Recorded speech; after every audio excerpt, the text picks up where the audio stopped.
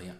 Il n'y a pas de représentation, c'est une improvisation avec des couleurs, dans un, je dis un champ parce que l'idéogramme chinois, vous savez, qui sert pour délimiter un champ d'agriculture, vraiment, c'est le même que celui de l'œuvre d'art, que la toile. Donc on délimite le champ, et je dis, on remplit. Voilà, c'est tout, c'est comme une improvisation. Donc, il n'y a absolument aucune idée, je ne veux rien dire du tout. Tout ce que j'espère, c'est qu'il tiendra debout à la fin et que des gens l'aimeront. Parce que je ne sais pas peindre et que je suis tombé comme ça sur du papier et que je me suis laissé entraîner comme ça. Et en plus, il y avait le problème de, je vous dis, la technique de la peinture, que ce soit la gouache, l'huile. J'ai essayé, mais je n'ai jamais réussi à faire quelque chose de... J'ai fait quelques aquarelles avec, en essayant de faire évoluer les techniques, toujours, mais enfin, c'était pas... Et le collage est arrivé, disons, vraiment dans les années 80, où il y a eu un moment de ma vie où peut-être que le fait d'avoir dû quitter ma maison après un ouragan a fait que je suis arrivé ici et que j'ai dû refaire tout mon atelier, racheter le matériel, les cutters, les ciseaux et aller chercher du papier, des papiers pauvres dans les poubelles, les containers. En ce qui concerne les documents, où je trouve des détails qui vont me frapper. Je prends par exemple un livre, et ce livre-là, c'est cette revue, je vais la feuilleter petit à petit en essayant de trouver immédiatement quelque chose qui me parle, disons. Si je trouve quelque chose, dans une revue comme ça, il n'y a peut-être qu'un élément ou deux.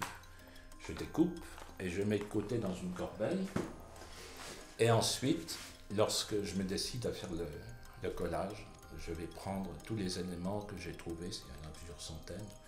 Un collage peut très bien être un seul élément, j'en ai fait un, il n'y a qu'un seul élément, deux éléments, ou voire plusieurs centaines.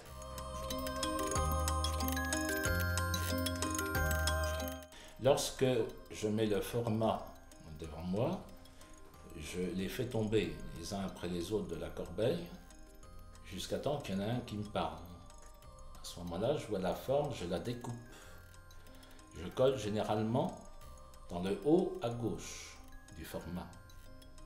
Et ensuite, ça devient, comme je dis, magique, incertain, totalement irrationnel. Je prends, il y en a un qui tombe, il ne me plaît pas, il y en a un autre qui me plaît. Bon, je continue, jusqu'à ce que le collage atteigne un équilibre.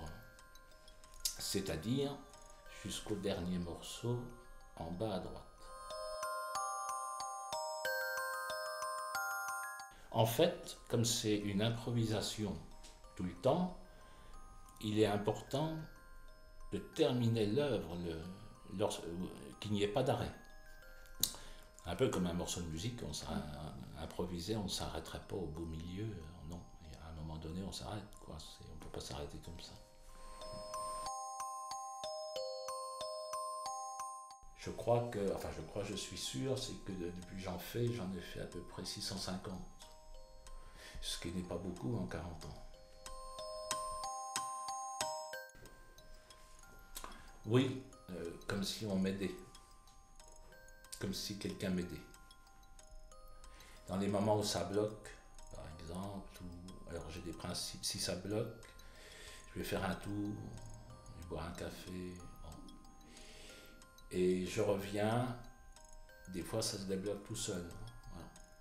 Mais une fois le collage fini, j'ai vraiment l'impression que j'ai eu de l'aide. C'est comme ça.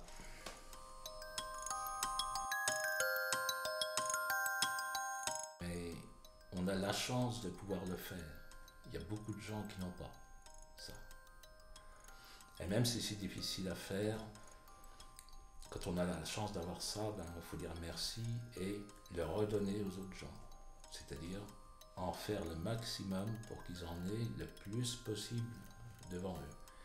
Parce que d'une certaine manière, avec leur énergie dans la rue, partout, ils vous aident. Vous les croisez, vous les entendez parler, ils vous aident. Quand vous êtes en train de faire le collage, comme je vous disais, j'ai l'impression de ne pas être tout seul. Je sais que je suis aidé. Vous savez, Jimi Hendrix disait ça. Quand il lui, je ne sais pas si vous savez, mais on lui demandait d'où vient votre inspiration, il disait des gens. Je crois que c'est ça.